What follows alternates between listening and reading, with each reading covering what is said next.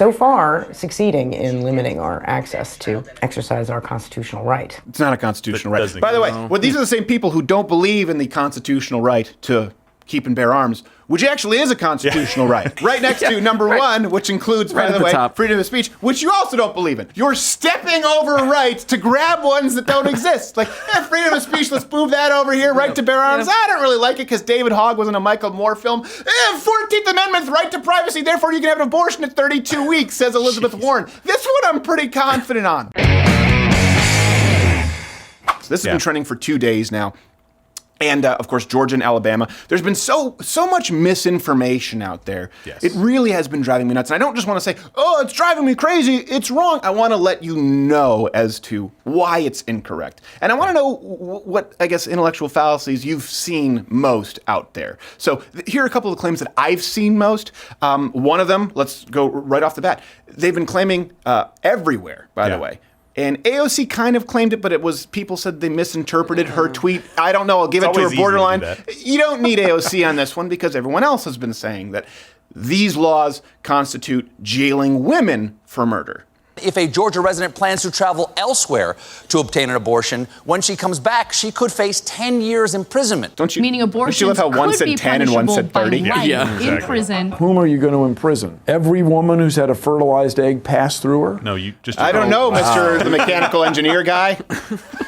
That's awesome. But specifically because they've thrown in Georgia and Alabama, but they both specifically criminalize the act of performing the abortion outside of the listed parameters. Exactly. They very clearly express banning it's the person who's performing the abortion, which brings us actually to their subsequent claim that the Georgia bill they claim has loose language that could maybe lead to the prosecution of women who take an abortion pill or who travel to other states or who even miscarry. This is one we've been hearing a lot, miscarriage under these laws. How stupid is that? Well, here's the thing, and I've been doing a lot of research since 4 a.m. There have only been 2 recorded incidents of women being charged with any kind of crime associated with their abortion. Okay, one was in 1911 and one was in 1922.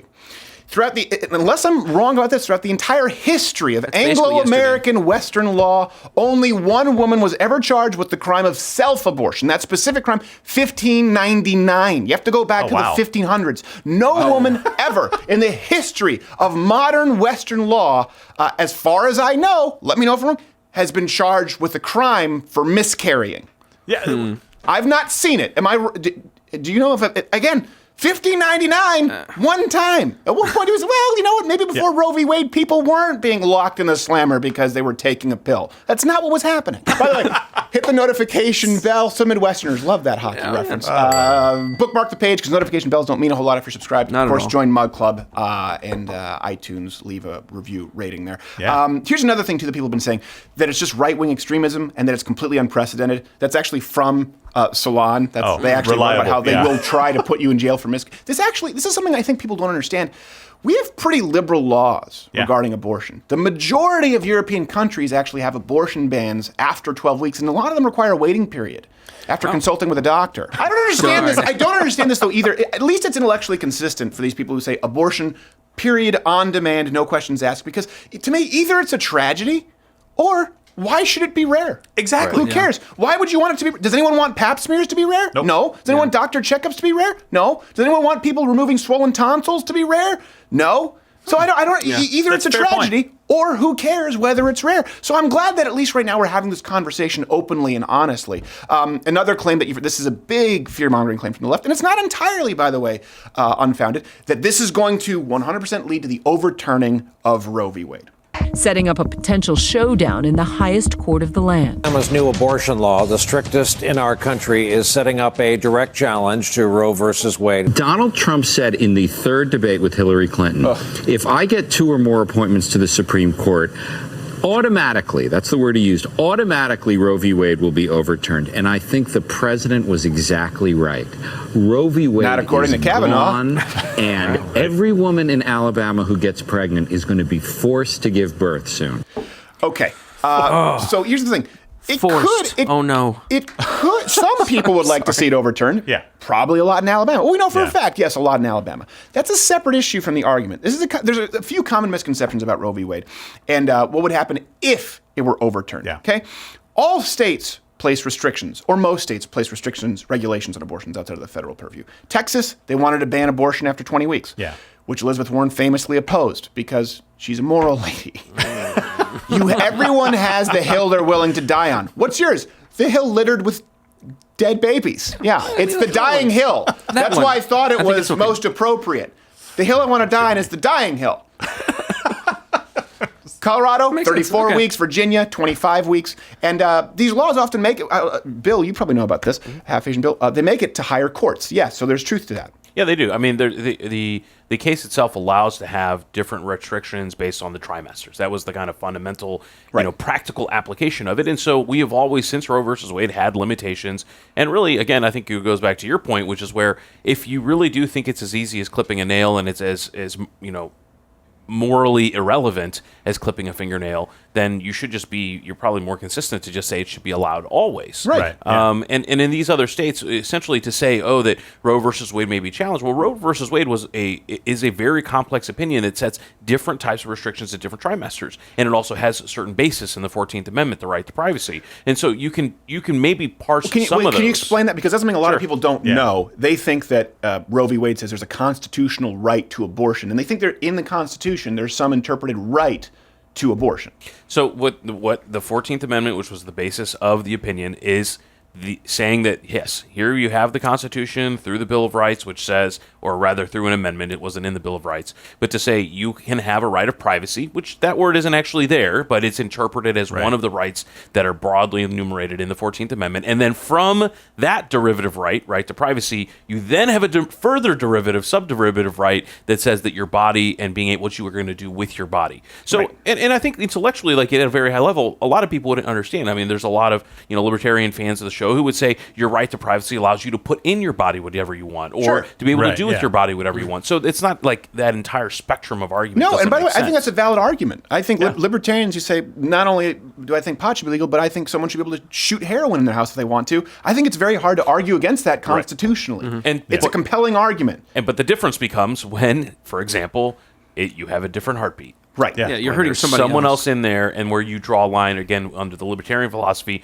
you would draw a line where you're hurting someone else and those types of things. Yeah. And that's where you even on the question of what you have a right to privacy for, your right to privacy doesn't extend to what you can do to other people. No, it's a really, really loose knot tied there. And even Ruth Bader Ginsburg, who's likely dead, admitted that Roe v. Wade is a byproduct of, quote, heavy judicial interventionism. That's what she said. Okay, so I want to make sure that people understand. Her own words. Yes, and she's dead. This is Weekend at Bernie's all over again. It's just Weekend at Ginsburg. Whatever you want. Part 3. This is another claim too. This is more so a generalized claim we hear about abortion a lot, but they have been banging on all cylinders when it comes to this one here. So these two laws specifically, that this is about regulating a woman's body. There's no law like this against men. Democratic woman in the legislature tried to fight back. State Senator Vivian Figures introduced an amendment to make vasectomies a felony, noting that there are no laws regulating what a man can do with his body. That screech. Who are you to tell me what to do with my body? It's my decision. It's not yours. Wait, hold on a second. Men can have no say, none, in what women do with their bodies? So you want to undo Roe v. Wade? Who was filling the court, sweetheart? What's going you on? want to lose the right to vote? Because who gave you that one? Many of you didn't even want it. You didn't want bucket duty in the draft. That's true. By the way, there are plenty of laws like this that apply to men. Here's actually something. Let me ask you this. Can you name me, genuinely, a comparable instance where it doesn't? So they compare vasectomy, right, to the heartbeat bill. Vasectomy, it's your appendage. It's your DNA. You can do what you want with your body. Just as, by the way, no one out there cares about you getting your tubes tied. No one out there cares about getting a pap smear. This one leftist was tweeting on Twitter like, oh, so now we're gonna have laws about men are gonna decide what we do with our pap smears how often. Well, hold on a second. Why do you think it is that none of us care about any of those things? Because a vasectomy is not ending a heartbeat. By the way, not yours, another heartbeat. So let me ask you this. If we all acknowledge when we're talking about a heartbeat bill, okay, that you're stopping a heartbeat, and it's not the mom's heartbeat. The mom doesn't have two hearts. She's not a medical marvel. At least most of them, right? Well, I would think Dr. so. Ben Carson isn't having to come in and separate all of them. So my question to you is, if you're ending a heartbeat, whose heartbeat are you ending? Yeah. And can you point me to any instance Any example where a man can legally stop the heartbeat of another human being, innocent, nonviolent, let's not get into war here. Can you name me any example? More importantly, can you name me one example that would allow men to do that exclusively? Meaning men would be allowed to stop someone else's heartbeat and women wouldn't be. That's the only way that your argument holds water. Here's something else that I genuinely am curious to hear people's opinions on, because I asked my wife this the other night. Women out there, can you think of, I mean, I'm sure women from a long time ago can say, sure, because if I spoke out, my husband gave me a fresh one. I understand that, right? The Wonder Bread era. Ooh. Let's talk about today. Can you think of any issue today where as a woman you are told you're not allowed to have an opinion exclusively because you're a woman? If we're going to say, if it were vasectomies, men could do it. Well, hold on a second. No, men are not allowed to stop another human being's heartbeat. In any instance, the only people who are allowed to do that are women. It's an exception to the rule. The only exception where it's permissible to end another autonomous being's heartbeat is for women. So let me ask you on the flip side, are you ever told as a woman that you cannot hold an opinion or you are not entitled to an opinion exclusively because you are a woman? Women who are watching, listening, let me know. I can't think of any. They're claiming that these bills would imprison mothers. They won't. These bills are completely unprecedented. They're not. These bills don't take into account the health of the mother. They do. This is the start of overturning Roe v. Wade. Well, not exactly, but potentially that's a conversation we may have. But let me ask you this. What if none of this matters? What if these states, to people here who are upset about these bills, particularly like the Elizabeth Warrens of the world, Kamala Harris, the entire DNC platform, by the way, of course. There's no intellectual diversity there at all. What if these states, let's say Georgia, Alabama, had passed an abortion bill, that made exceptions for rape and incest and the life of the mother? They already make that exception. And they banned abortion at only 12 weeks, requiring a 5-day waiting period. Would liberals support it? Do you think they'd support it then? Or do you think you guys would protest it? She and her husband did what they thought was best for their baby girl. They got an abortion in the 3rd trimester. Reproductive rights are about health. They are about safety. This is an existential fight for the right and liberty to control your own body. Abortion cannot just be theoretically legal. It has to be literally accessible. Yeah, I feel like it's a basic human right that nobody gets to use your body without your consent. I had an abortion last year. That's it real was an funny. incredibly What about jamming positive forceps in experience it? for me because I didn't want to become a mother. It is a normal part of women's medical lives. So far, succeeding in limiting our access to exercise our constitutional right. It's not a constitutional right. By the way, these are the same people who don't believe in the constitutional right to keep and bear arms, which actually is a constitutional right. It's actually spelled out. When we're talking about amendments, it's number 2, right next to number 1, which includes, by the way, freedom of speech, which you also don't believe in. So you're literally stepping, you've heard of stepping over dollars to pick up pennies? You're stepping over rights to grab ones that don't exist. Like, freedom of speech, let's move that over here, right to bear arms. I don't really like it because David Hogg was in a Michael Moore film. 14th Amendment, right to privacy, therefore you can have an abortion at 32 weeks, says Elizabeth Warren. This one I'm pretty confident on. Oh my gosh. It really is absolutely remarkable to me. And by the way, I want to make sure that I'm clear, that context of the first Elizabeth Warren clip, she was talking about parents who had a late-term abortion because the baby was going to have a congenital, I believe, a heart defect. Yeah. So I don't want to be accused of taking her out of context. Here's the thing. It doesn't matter. That's not why she was opposing a 20-week abortion ban. You need to understand this, okay? If they say, well, hold on a second, we need exceptions on this. There's no exception for rape or incest. All right, hold on a second. You're against a 20-week ban. So how about on the flip side? Would you only extend the abortion beyond 20 weeks in cases of rape, incest, or, for example, a congenital heart defect, serious birth defects, the health of the mother? That's not what Elizabeth Warren proposed. No, not at all. They don't make those exceptions. You can't have it on one side of the coin and not on the other. It really is remarkable to me. And again, the intellectual consistency. Yeah. Who cares? Why should it be rare? Exactly. You should be able to do it. If it doesn't mean anything. Anytime. And also the fear-mongering that really bothers me. You hear the right accused of fear-mongering quite a bit, where the right fear-mongers, they want it's based on fear. Well, let's be honest. What do conservatives fear-monger on? Okay? Terrorism, socialism. You know what? Okay, 9/11, Arab Spring, ISIS. You know what? Socialism, Venezuela. How about instead of fear-mongering, I call that a heads-up. Sounding the alarm a little bit for you. You look at the left's fear-mongering. What is it? Climate change?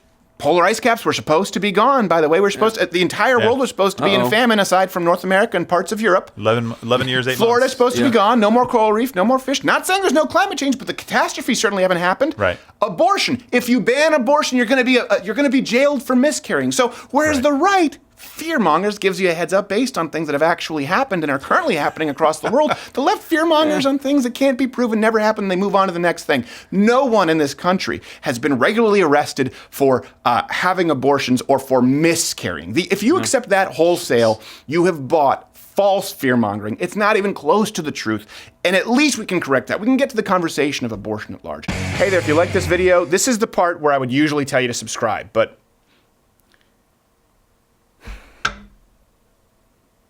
I can't do it anymore. I'm going to tell you to subscribe, and then YouTube is going to decide that we can't reach you even though you subscribe to this channel, and then I'll say hit the notification bell, and then the notification bell won't even be there anymore. I don't know what to say. More than likely you'll find my face in a milk carton. But do what you can to stop it. It probably won't do much.